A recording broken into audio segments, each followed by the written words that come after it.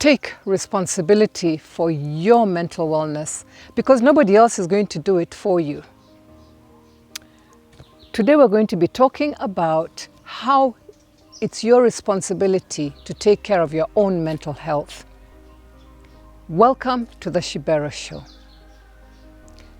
My name is Shibero Akata.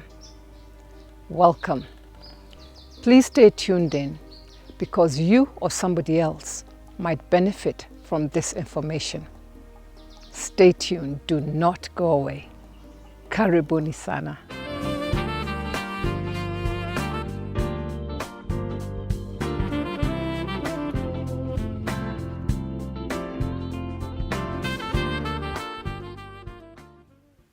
I remember when I first began my clinical practice, I would inform clients about having to do homework.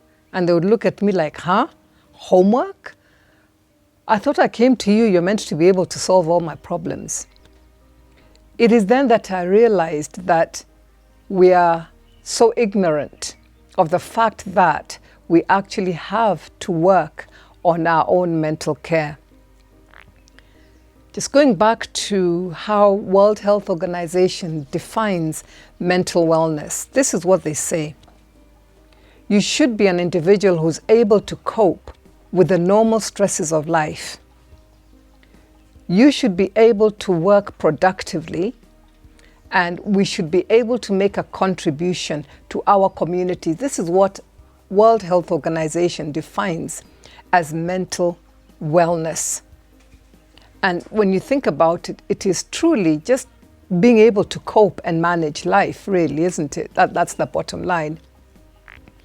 But when you think about it, where are we taught how to cope with the stresses of life? Yeah, just have a think about it. Many of us grew up in homes where we couldn't even cry. When you cry because you're hurting inside, you're told, in fact, you're slapped down, just shut up, stop it, be a man, for the guys. And for the girls, it's just stop crying. We were taught when we were growing up the basic hygiene. For example, how to brush your teeth, how to take a bath every day, how to wash up, for example, to wash the dishes, how to, if you're a girl, that is, because I don't think very many boys are being taught how to wash dishes, but maybe things have changed now. So we're taught all those basic life skills, the physical life skills that you can see. But in reality, we were never really taught how to take care of our mental wellness. However, when you broke your leg, what would happen? Would quickly rush, you'd be rushed to hospital or to the clinic or to somebody to fix your leg. Or maybe if you felt sick, for example, if I suffered from asthma when I was a little child. And I remember my father and mother spent a lot of time taking me to the Aga Khan hospital where I'd be given medication. And as soon as we see a physical illness or something that will affect our bodies, we react to it and we do something about it. But we never do anything when it comes to our mental wellness in terms of the psychological damages that we get.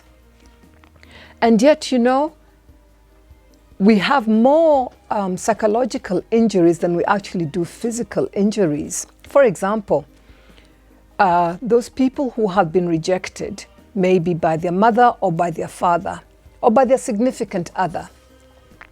That is a psychological damage. Abuse. Those people who go through, whether it's emotional, sexual, physical, financial, all those are spiritual, all those are abuses. Those are psychological damages, to us, and it goes straight into our minds and into our hearts, and that's where they stay. Loneliness is another one. I bet you didn't know loneliness is actually a psychological damage. We've got failure, even things like failure, even things like perfectionism. All those are psychological damages. Oppression, neglect, separation, divorce, loss. I mean, count how many things like that do you go through within maybe even a week or a month or a couple of months. Those things are always coming, flying at us all the time. And many of us have been taught, look, keep them to yourself. So our default when we get any kind of psychological damage is to do what? Is to suppress. So we push it down because we've been taught, do not go around showing how you feel. Actually, this is a very big thing amongst our cultures, the African cultures. And what happens is we push it down, we push it down, we push it down, and then one day we blow up. And the more we suppress, the more damage we actually do to our mental wellness. Because where are they going? They've got to go somewhere, these injuries, isn't it? And what happens is that we're just accumulating and accumulating and accumulating all these damages. And you know, it reaches a place where we are prime for depression, because depression is actually underlying depression. There is a lot of anger for things that you never expressed, you never sorted, you never cried, you never. So all the psychological damage and injuries that we have every day pile up, and this is what we end up calling our baggage. And yet we do not talk about how can we deal with these things. And going back to what World Health Organization says, we need to be able to cope with life stresses. We need to be able to contribute. We need to be able to be, productive. But we cannot be these things if we've got all these psychological injuries that are within us that have affected our minds, and we cannot do anything about it but carry them around with us.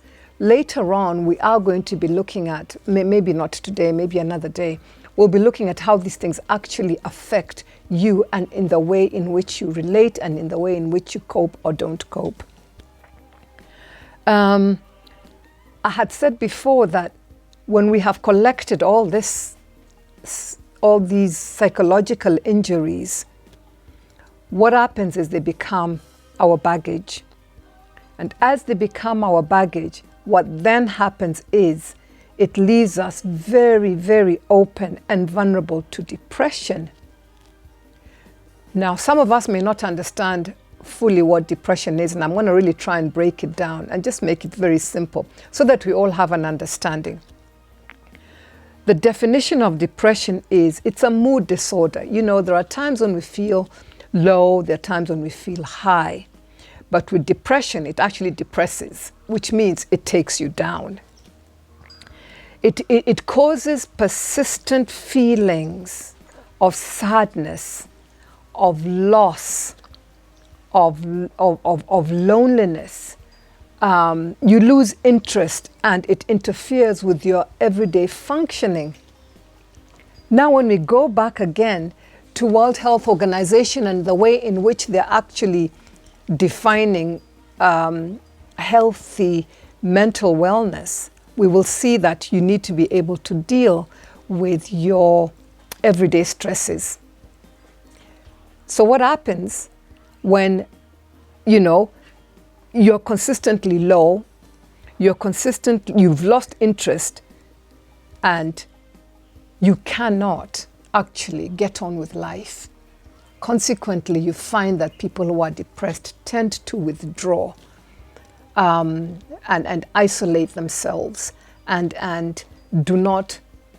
cannot actually function fully. So that is what depression actually does to us as a mental illness. Did you know that Kenya is the 6th most depressed nation in Africa? Can you imagine that? There's a lot of depression on the continent. 5% of outpatients and 40% of inpatients in Kenya suffer mental depression. I mean, what does that tell us? 40% is so high of people who aren't coping. That's what it says. We are not coping. We are not coping.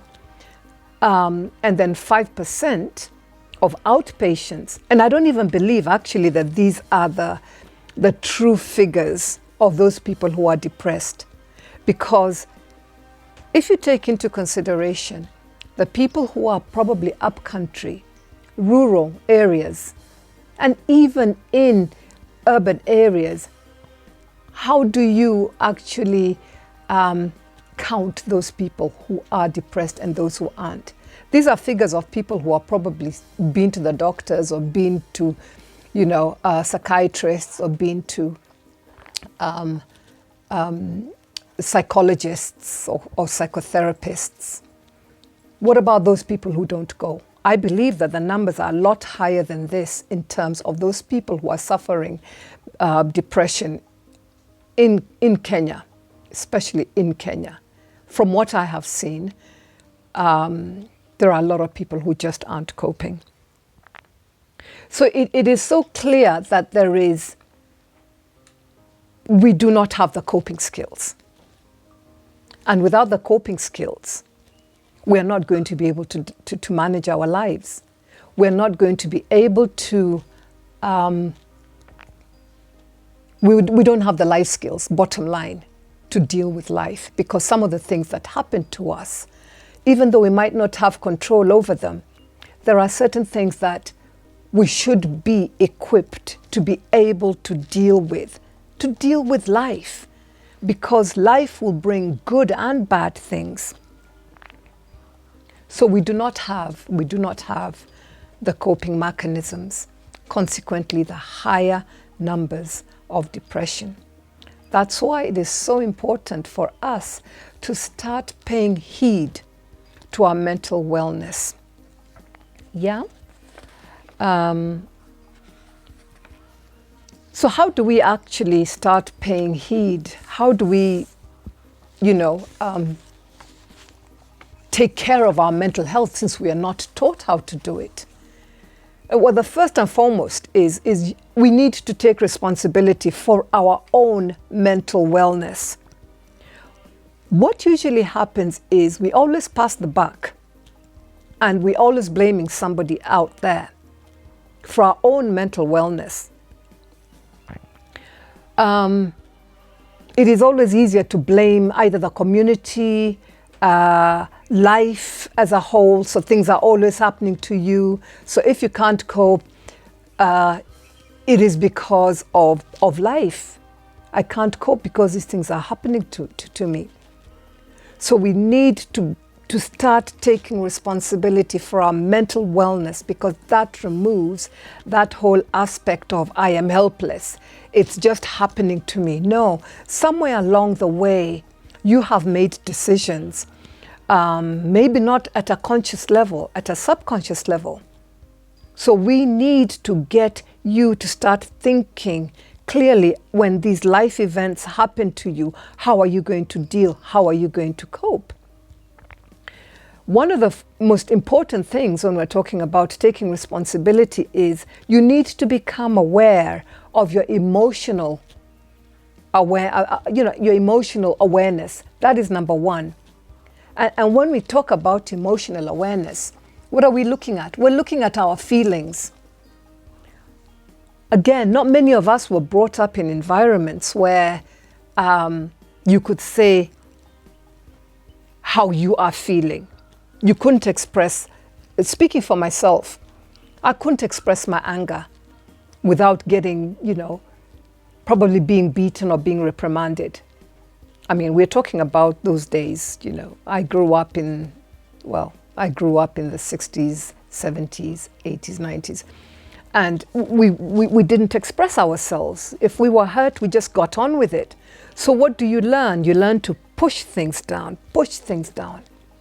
But it is so important to understand your feelings if you want to start becoming able to take care of your mental wellness.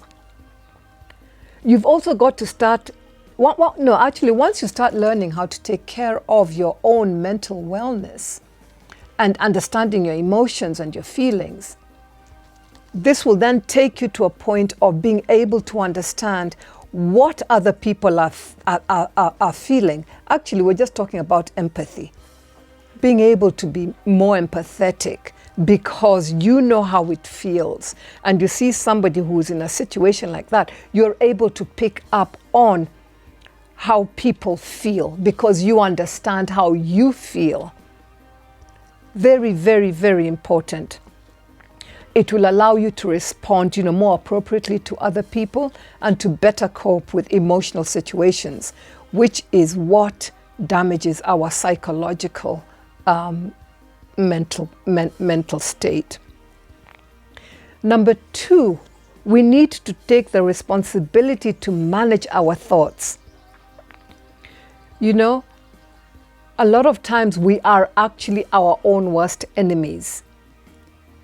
We tell ourselves all kinds of negative stuff about ourselves, and that's how it comes down to people having low self-esteem. We're always having these conversations going on about how useless you are, about how you can't cope, about how negatively people are thinking about you, and you don't even know that. We need to be able to identify what are your negative messages. What are these messages that you keep giving to yourself? Now you see, even as I'm talking, I'm thinking, not many of us actually stop to think about what messages do I give to myself that put me in this very vulnerable mental state. A lot of it is coming from you. The negative messages are not coming from out there, they're coming from you. So stop and think, what negative messages am I giving myself that are making me feel this way? Because you're making you feel that way. Okay? So take responsibility to manage your emotion, your thoughts, a very, very big area. Change those messages to positive ones. We're not talking about being narcissistic. We're not talking about, pride. We're talking about thinking clearly about the reality of what that message is actually telling you. If you tell yourself, I'm hopeless, I can't do, where is that coming from? And is that the truth? Think about what messages. And if there are things that you need to change, thereby you change those things. So that instead of disempowering yourself, you're empowering yourself with positive messages and you're lifting up your self-esteem. The third thing about mental wellness is, perseverance. We need to learn to be hopeful versus to feel hopeless whenever anything bad happens to us. I'm not saying don't feel it. No. What I'm saying is feel it, but don't stereotype all the other events that have been happening to you and or might happen to you. Don't make yourself a victim. Don't always say these things are always happening to me. These things are, That is one incident. That is just one incident. So learn perseverance through difficult situations, whatever the challenge might be, whatever the life event might be, but learn to have hope versus hopeless. Hopelessness most of the time is our default. And again, it makes you very vulnerable to depression, because that's when you believe you cannot do anything because life is just going against you. So that's the third thing. The fourth thing that we need to do in order to take responsibility for our mental wellness is to get out of that victim mode. So many of us go into that victim mode. And once you get into the victim mode, you're saying, I'm helpless, I'm powerless. Oh yeah, poor old me, I can't. So once again, you get to that place of, I just can't manage life. Everybody else is more powerful than I am. Yet we put ourselves in quite a number of those situations. Obviously, there are those situations where we don't. But a lot of times, if you check out your own life, when we get to those, oh yeah, I'm feeling sorry for myself, why are things always happening to me? You just check and you will see that the decisions that you have made and or the way in which you have reacted could end up being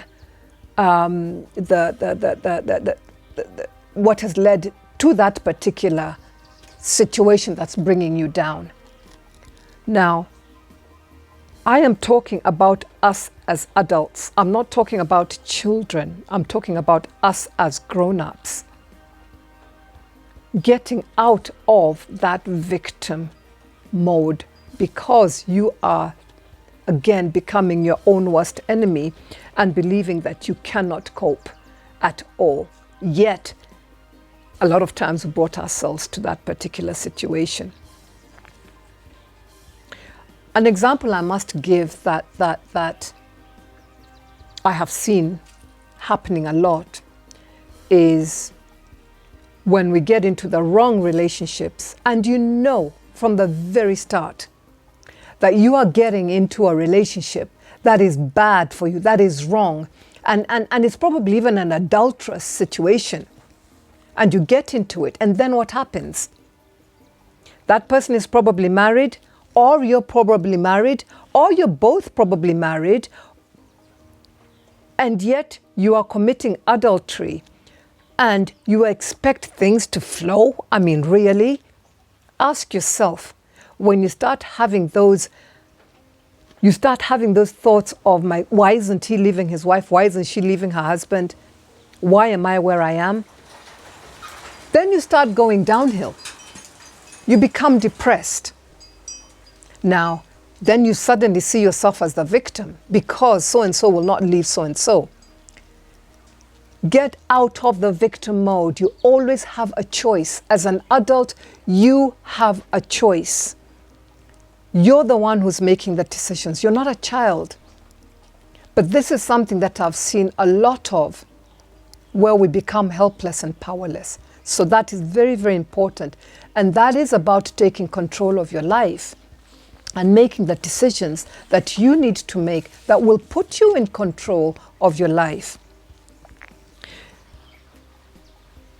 You know, mental resilience can be developed if you choose to take charge of your mental wellness.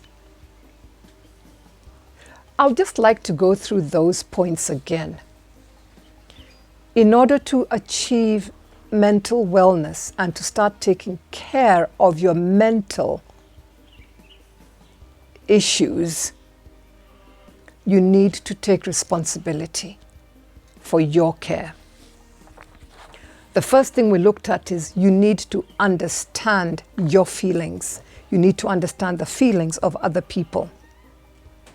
The second thing that you need to be aware of is you need to take responsibility for your thoughts.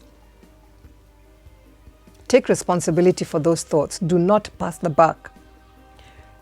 The third thing is perseverance. Learn to persevere. Life is full of ups and downs. Whenever something bad happens to you, don't think it's the end of the world. Pick yourself up and keep going. Have hope. Fourth thing, take control of your life. Get out of the victim mode. As an adult, you make decisions. You always have choices. When you do not take responsibility for your life, you will find that a lot of times you become the victim because you've given your power away.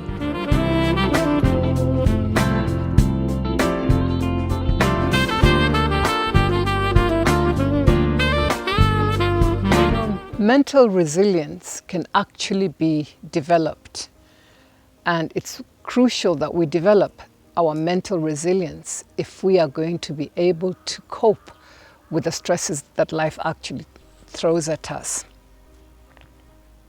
I know that we may not always be able to take control of the life events that happen to us, but we need to take responsibility and with intentional. In other words, just be intentional about, I'm going to look after my mental wellness. You know, all our stressful situations, when we deal with them, we need to be able to deal with them in a way that actually promotes our mental wellness, not in a way that pushes you back into feeling down or feeling all those horrible feelings that we have when we walk away from that particular situation. So it is really crucial to build that mental resilience. Finally, Eleanor Roosevelt said this: no one, absolutely no one, can make you feel inferior without your consent. This is how much power your mental resilience has once you build it. Then no one can actually force you to do anything that you do not want to do, or react in any particular way that you do not want to react. So I'll come back to take responsibility for your mental wellness. Build resilience so that you're able to cope and maintain good mental health. And here's something for you to think about. What are you going to do to work on building your mental wellness? I'm sure we all know that there are bits and pieces of us, or there are parts of us that we need to work on. Only you know, well, you and God know, where you need to build resilience so that you're able to manage life.